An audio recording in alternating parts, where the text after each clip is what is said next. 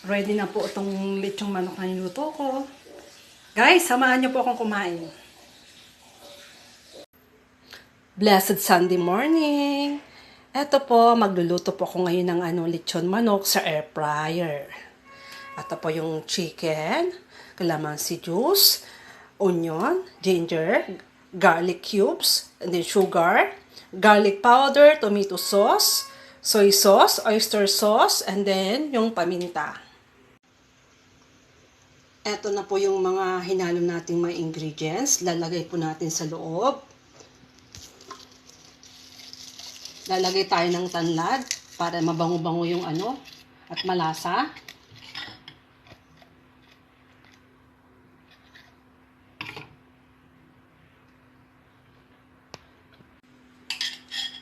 Ilagay na po natin yung minix nating mga ingredients.